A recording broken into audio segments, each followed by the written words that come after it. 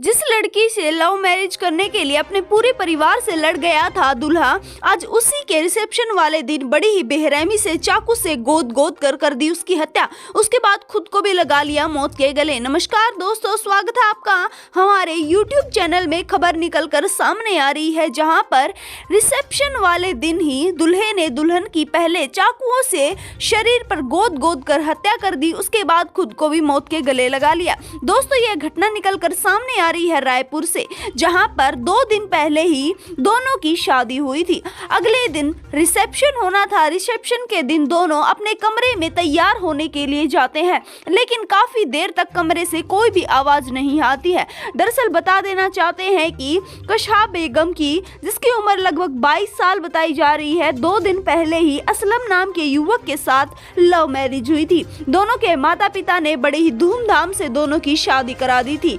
दरअसल 19 फरवरी को दोनों की शादी होती है। उसके बाद 21 फरवरी का दिन रखा जाता है रिसेप्शन के लिए। रिसेप्शन के लिए सारी तैयारियां हो गई थी। ब्यूटिशियन को बुला लिया गया था ताकि वह दुल्हन को सजा दे।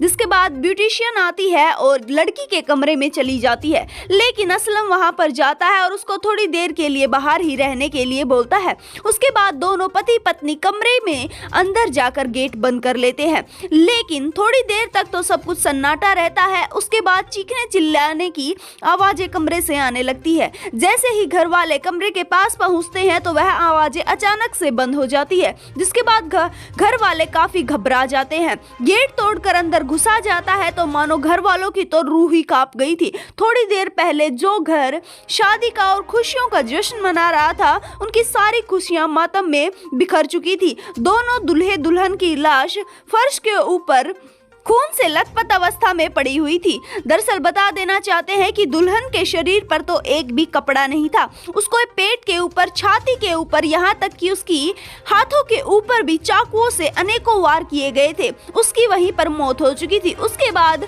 उनके बेटे का भी साथ में ही खून से लथपथ शव पड़ा हुआ था, जिसके बाद दोनों को तुरंत उठाया जाता है। पुलिस को सूचना दी जाती है। पुलिस ऐन मौके पर पहुंचती है, जिसके बाद वहां पर CFL की टीम को भी बुला लिया जाता है।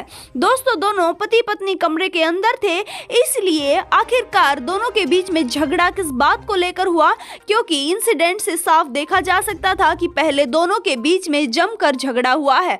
उसके बाद ही दोनों ने एक दूसरे को मौत के घाट उतार दिया है। दरअसल अनुमान लगाया जा रहा है कि पहले पति ने पत्नी की हत्या की है, उसके बाद खुद को भी मौत के गले लगा लिया है। फिलहाल पुलिस का कहना है कि वजह बता पाना काफी मुश्किल। फिलहाल पुलिस ने दोनों की शवों को कब्जे में लेकर आगे की जांच शुरू कर दी।